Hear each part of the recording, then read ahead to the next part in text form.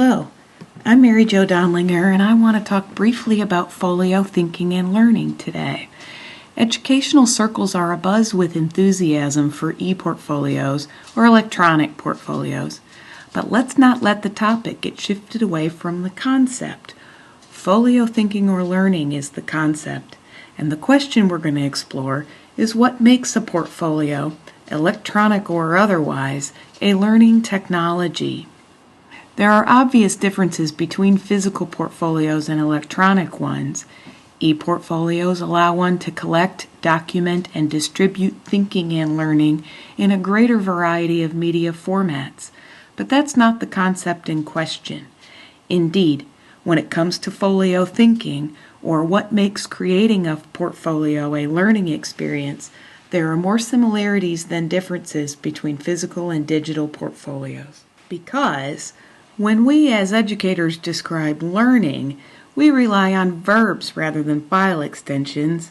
That is to say, key learning affordances for portfolios come down to what we have learners do rather than the media we ask them to do it with. Here are the widely recognized portfolio verbs.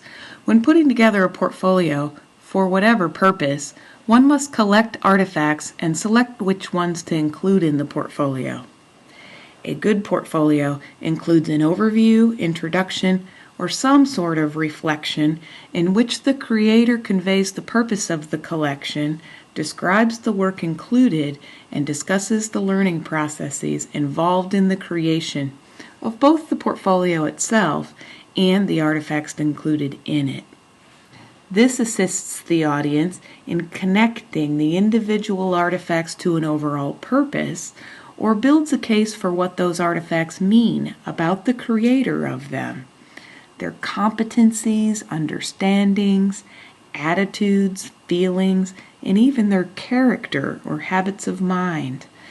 A collection of work coupled with the creator's reflections on them tell more about a person, what she or he thinks, knows, believes, and values, than can ever be captured on a resume, a transcript, or an entrance or exit exam score.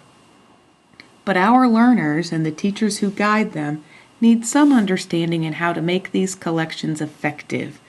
That is, an understanding of folio thinking. So, what does folio thinking involve? Let's consider a couple of scenarios. Let's say a writing teacher requires students to collect each essay they wrote in a given class and put them together in a portfolio to turn in at the end of the course. The essays have already been submitted throughout the duration of the class and returned to students with a grade and other feedback on their writing skills. Thus, students are simply pulling the essays together and resubmitting them as a portfolio. Is the portfolio a learning experience for students in this case? I hope you're thinking no, it's not. Aside from learning to keep track of their papers or files, which is a valuable skill, of course, there's no learning about their writing as a result of this exercise. All they did was collect. Now, what if the teacher asked students to select their 3 best essays and submit them in a portfolio?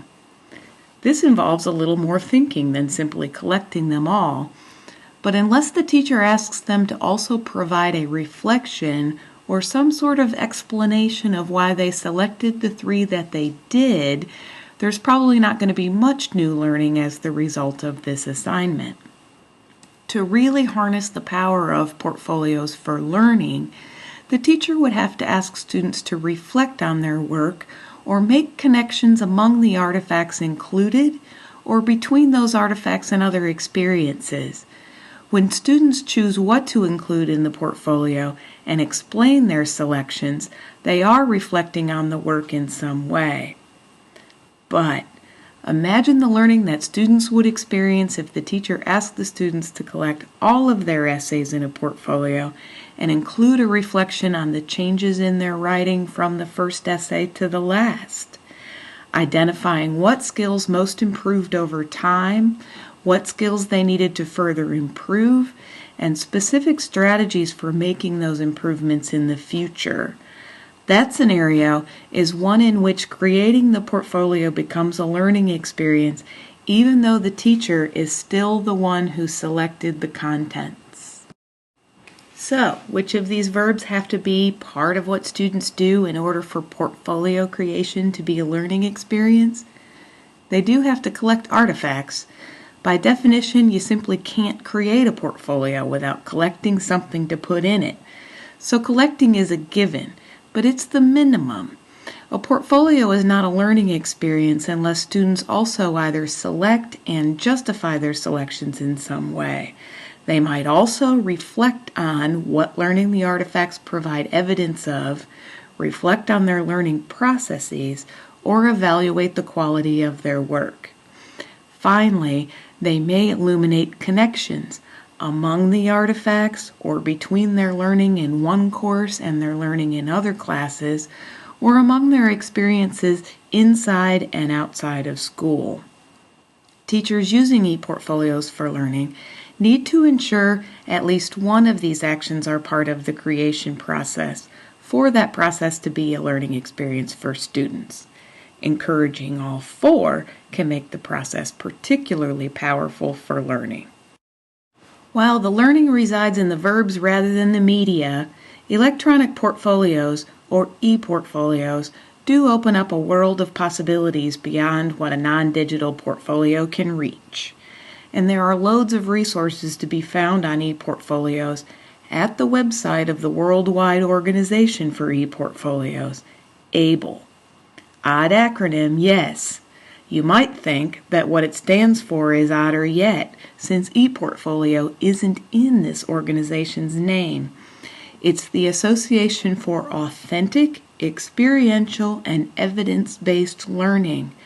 Their name describes the purpose and possibilities that ePortfolios afford, which is quite wonderful. Check out the resources there if you haven't already.